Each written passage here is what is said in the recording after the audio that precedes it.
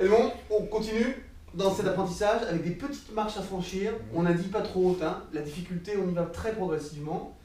Et là, tu nous proposes quoi? Oui, alors de reproduire un ciel tourmenté, un ciel agité, puissant, de couleurs puissantes, un bleu profond, un ciel menaçant. Ça va me plaire. Avec quand même un peu de lumière qui vient, parce qu'il y a toujours Oui.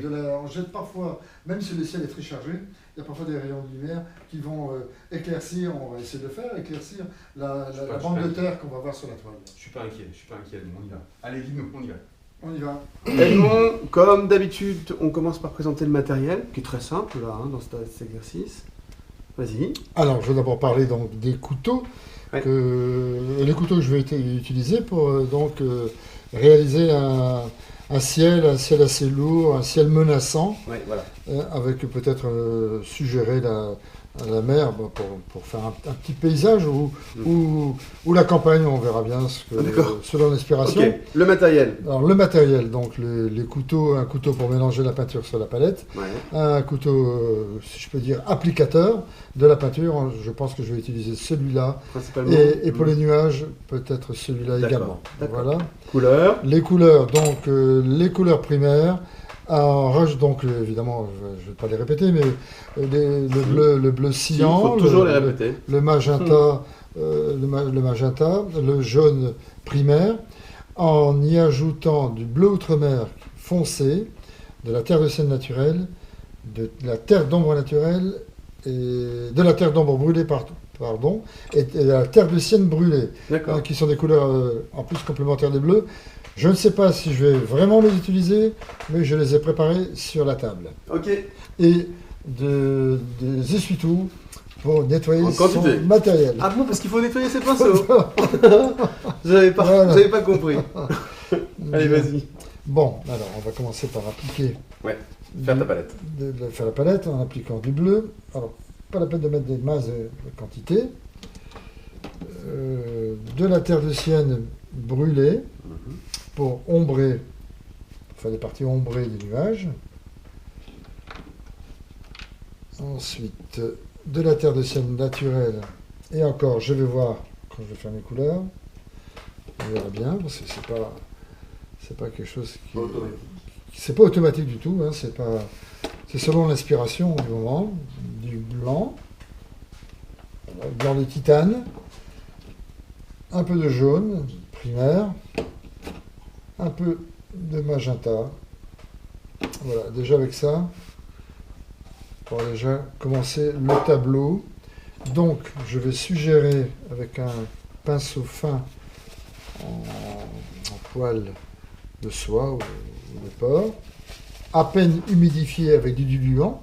Là, en l'occurrence, c'est de l'essence de pétrole. Ça peut être de l'essence de térébenthine. Et je vais donc prendre un tout petit peu de terre de ciel naturel pour faire la ligne d'horizon. Comme c'est un ciel menaçant, je fais la ligne d'horizon de la mer ou de la campagne, on verra bien selon l'inspiration. Je vais faire un ciel assez bas pour donner cette impression de ciel menaçant, pesant. Parce que c'est le ciel, l'élément le plus important de notre sujet. Voilà. Donc, parallèle. C'est même le sujet principal. C'est même le sujet principal. Parallèle à la base de la toile. Je nettoie le pinceau immédiatement pour éviter que ça sèche. Et je estompe. Juste là, voilà, un repère, quoi. Alors, donc je vais d'abord mélanger. Je vais d'abord chercher ma couleur donc, comme je l'ai dit précédemment, on commence par le haut de la toile. Mais là, je vais commencer par le haut de la ligne d'horizon, parce que le ciel en général est moins prononcé, la couleur est moins prononcée à l'horizon, et moins foncée à l'horizon qu'en haut du ciel. Donc je vais essayer de chercher la couleur qui est proche de l'horizon. Donc je prends du bleu. Alors, on va mélanger un peu de bleu, un petit peu à la fois au blanc du titane,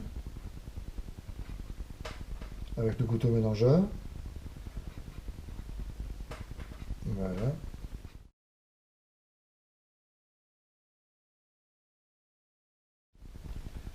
Ah, chargé. Donc, voilà. Alors, je prends le couteau à lame rectangulaire pour travailler le long de l'horizon. Donc je tourne un peu ma D'accord, toile. d'accord. Enfin, si la toile était sur un chevalet, c'est un mouvement du bras D'accord. qu'il faut exercer après. Voilà. On suit le premier esquisse pour respecter le parallélisme. Donc j'ai pris de la peinture sur le tranchant de la lame. Voilà, de cette manière-là. Un bourrelet de peinture s'est formé sur le tranchant que j'applique et que je racle ensuite vers le haut de la toile.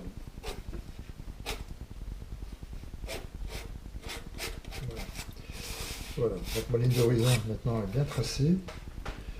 Je rajoute un peu de blanc à cette couleur et je vais même appliquer la peinture sur la moitié de la toile pour avoir un fond humide. En raclant, de manière à ce que la peinture pénètre dans la trame.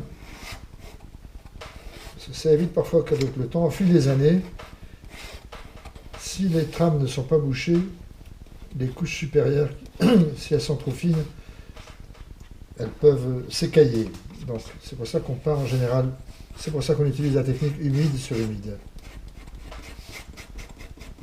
Et toujours, l'essentiel, c'est gras sur maigre, évidemment, et pas l'inverse.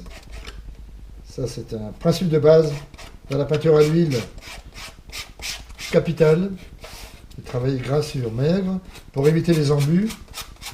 Les embus, c'est les différences de lumière, les reflets disgracieux sur une toile, et surtout pour éviter ensuite qu'une toile se fissure. Avec le temps, c'est les craquelures. On retrouve ça dans les toiles des maîtres. Parfois, les élèves, parce que les maîtres, les peintres, les grands maîtres utilisaient des élèves, avec des élèves à leur service, et ils n'avaient pas les pigments d'aussi bonne qualité que maintenant, d'ailleurs, non plus. Donc voilà, je gratte bien. Je vais faire une couleur un peu plus foncée au sommet du ciel. Un bleu avec un peu de terre d'ombre brûlée. Je racle la peinture sur la toile.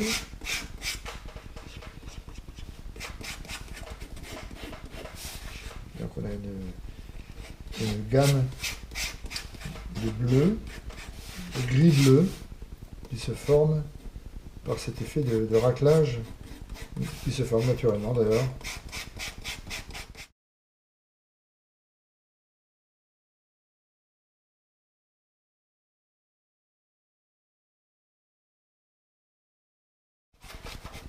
Voilà, on a déjà un peu quelque chose. les éléments qui sont en colère. Voilà. Ça va péter quand même. Ça va péter. Ça va péter. Donc je fonce un peu. Je fais un peu des nuages.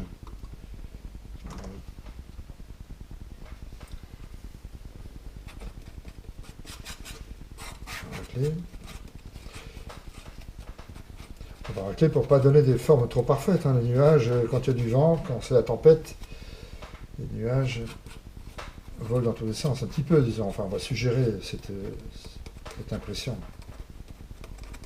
Uniquement avec les mouvements du poignet.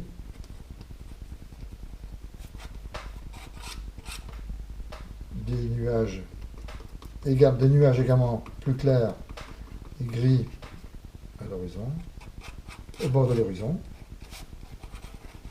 Voilà. Je ne sais pas quelle est l'impression qui se dégage, mais c'est déjà ciel, on sent déjà que ça... un ciel déjà bien chargé. bien chargé.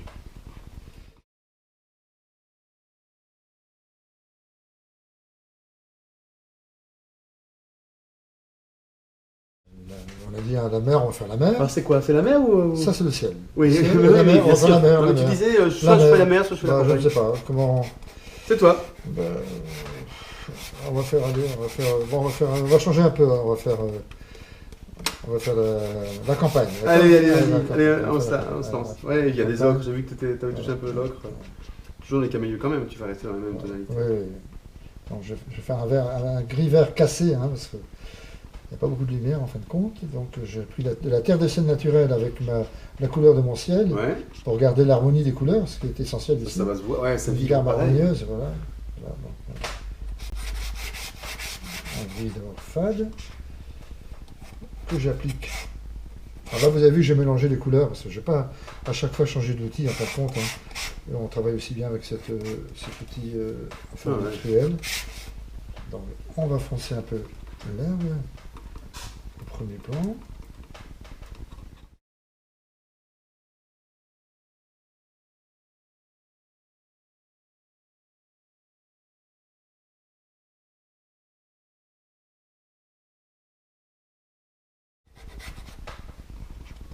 Un peu de blanc. Ouais, j'utilise, je cherche même plus, j'ai même pas de vert sur la palette. Tu reconstitues avec les couleurs que tu as utilisées comme ça. Avec les couleurs primaires et les couleurs du ciel en fin de compte pour garder l'harmonie, voilà, la même tonalité. Tout à fait. De gris, enfin, pas de gris coloré en ce qui concerne le ciel, mais en ce qui concerne l'herbe peut-être. On va suggérer l'herbe après. Voilà. Alors, mettons la campagne, le plat pays, le nord. Yes. Voilà, on peut faire des arbres.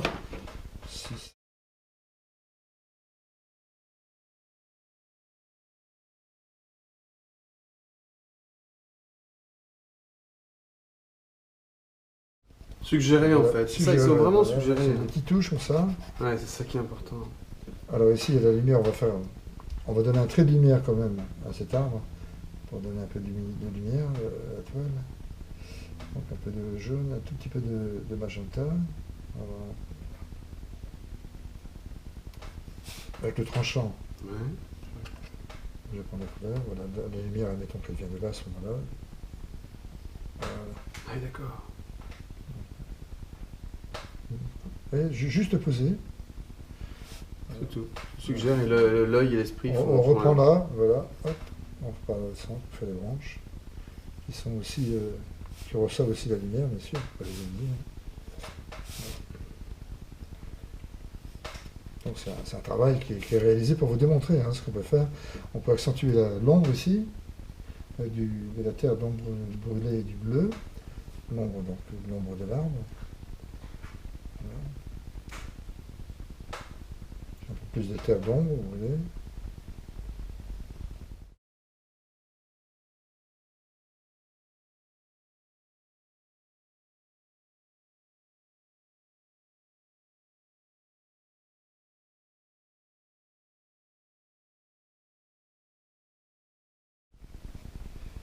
C'est tout un travail de suggestion en fait. Exactement. C'est pour ça que je vous dis que ça reflète bien les sentiments qu'on éprouve devant un paysage. Et chaque peintre a sa sensibilité personnelle et va réaliser la même toile. Il ne faut pas faire de la copie, il faut faire vraiment les choses comme on les ressent. On peut un peu éclaircir, on peut donner un peu éclaircir la base du ciel avec une petite couleur orange. Jaune orange, sachant qu'on va tomber dans la couleur complémentaire donc du bleu très foncé du ciel. Voilà. Je vais utiliser le couteau à lame rectangulaire pour faire cela. Je nettoie, j'enlève la peinture précédemment posée sur couteau. Ah bon? C'est-à-dire que je nettoie le couteau. Pourquoi tu fais ça? Et alors, donc, je n'ai pas travaillé de manière précise des branches, pour les travailler. Donc je vais un peu donner un peu de lumière, voilà, à la base ici, voilà, un petit peu de lumière, avec le tranchant.